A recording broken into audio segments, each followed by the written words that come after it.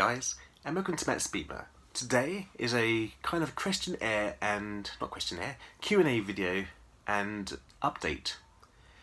So what have I been up to lately? Well, not much. I was hoping to do a lot more, but when I try to plan and do things, it never kind of works out.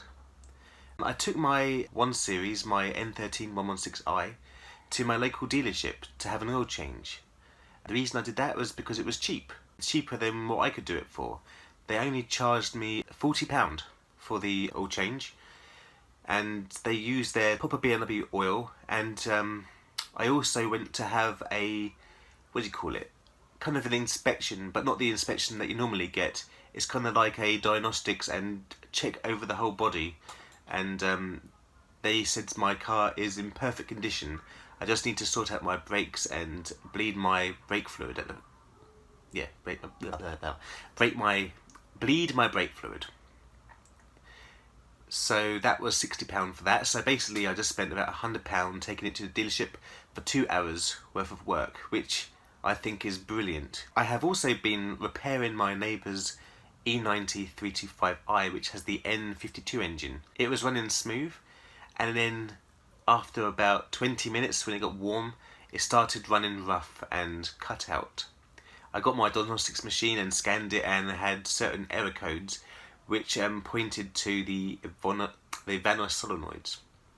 I took them out, cleaned them, I checked them with all the voltage meters and that, and yeah, it was the Vanna solenoid. I replaced those and it was perfect. I did actually plan to do, I did actually film the whole process, but my stupid iPhone messed up and I lost half the footage, which frustrates me because I was hoping to have about 3 or 4 videos out of that specific job, cleaning the solenoids, checking the solenoids, how to take it in and out, and also the camshaft sensors and how to check those too. Ben from Planet Auto asks, what will become of the Supercar in Europe and England with the mandatory limiters? That's a good question.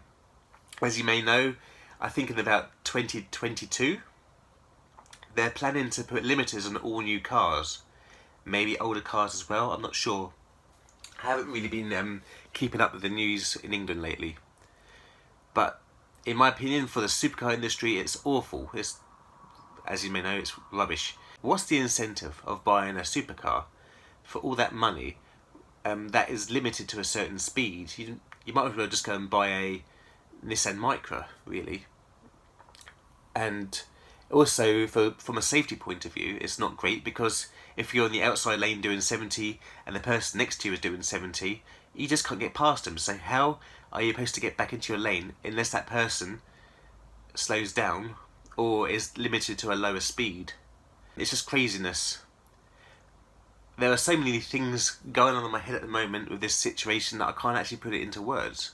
But in my opinion, Ben, it's not good for the supercar industry unless you can unlimit it, especially for the track. How many Ferrari and Lamborghini owners do you know that actually take their car to the track? And what will happen to the special cars like Gordon Murray's new car? Will that be limited to a certain speed? Or is it actually for the road? I'm not sure. But anyway, all these special Pagani, Bugatti, what's the point of buying them? That's just my opinion, really. Oh, also, as you're a 1 Series community, you may be very interested in my friend's review on his channel, Planet Auto. He's just reviewed the M235i, based on the F44, which is the new Grand Coupe 2 Series. It's a lovely car and it's X-Drive, and I would consider buying one myself. In Russia, we don't get the 1 Series, but I've seen plenty of the new 2 Series Grand Coupes, and they look much better from the rear in person. And the front, for me, is just lovely anyway. Michael from BImmer Belgium asks, what is the most exciting car I've ever driven? Well, that's a good question. I've driven many cars, but when I'm driving other people's cars, I'm driving extra careful, so for me it's not as exciting as it should be. So out of my own cars, and I've had lots of BMWs, about 11 or 12, the car that I had the most fun with was, surprisingly, a E36 F21 8i compact, which I paid £200 for. The reason it is good is because it was manual. The rear end is a E30 setup, so it does slide if you want it to. You could drive it hard and you'll still be within the speed limit. And it also, being a manual, you could control it much easier. The reason I didn't choose my 325, my E30 325, is because it's a automatic. And the automatics back then weren't as user-friendly for driving on country lanes and that. I would love, if my E30 325i was a manual, that would have been the one that I would have chose. Quite a lot of my BMs, from my E38 7 Series to my 323i Coupe, basically even my new BM are all automatic. I can't enjoy driving my F20 in Moscow because there's so many speed cameras, the speed limit is very low anyway, and there's just too many idiots driving about. Just so you know, I don't speed at all, but you can get up to the limit quick and keep on the limit around twisty corners. I would love to take my F20 to a somewhere like Cyprus or something, up the mountain roads. That'd be lovely. Thank you for your question. Joseph from Lloyd Vehicle Consulting asks me, what is the least reliable car I've owned? And it's quite sad really, because it's my E38 740i, which was the 4.4 V8 E38.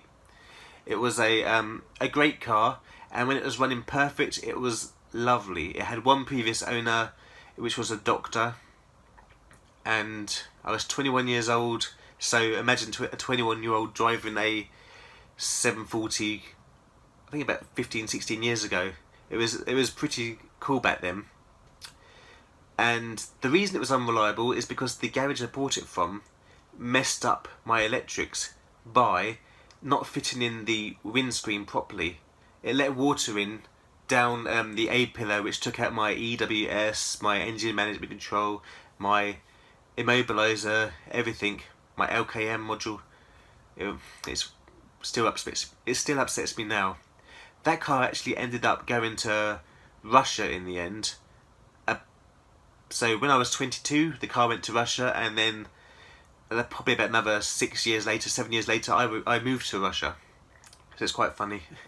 Tony from Polgate asks, why isn't Russia getting the new BMW F21 series? And the reason is, they don't sell well in Russia. And to be honest, it surprises me because I see so many 1 series in Russia. Usually owned by girls, to be honest. Well, not girls, ladies, who have them while their husbands drive about in their X6s and X5s and all that kind of stuff. I did actually speak to my local dealership, and yeah, they're not bringing it here at all. Big shame. Next question. John from Lincolnshire. He asks, what is a quick way of testing to see if the camshaft sensors are working? So one way of testing to see if the camshaft sensors are working is to remove the sensor from the engine and insert the positive and negative probe of the voltmeter into the back of each wire, and it will give you a reading, a voltage reading. And then what you do is you get a piece of metal and they bring it close to the camshaft sensor. And when the metal comes close to the camshaft sensor, the voltage should drop to 0. If it does not drop to 0, then you have a faulty camshaft sensor. The next question is, does your air conditioning fan make a loud noise when on full power?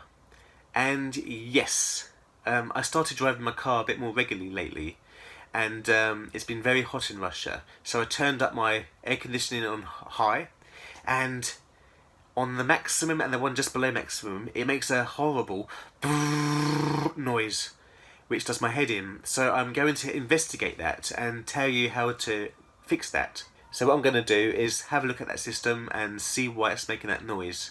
It does my head in, and it's always done it since I've had it. But where I haven't driven the car much for the last year, and it's usually very, very cold in Moscow, I don't really use my aircon. But anyway, keep tuned and I'll do a video especially for you. Someone else asks, what faults have you had with your 116i? That's a good question, and I'm going to make a special video on that too. I haven't had many problems with that car, to be honest. Touch wood. Touch wood. Yeah, so it's been a good car. There's a few things that I need to sort out on it, like body work, and there's a squeakiness on the power steering which does my head in, the loud air conditioning and so on.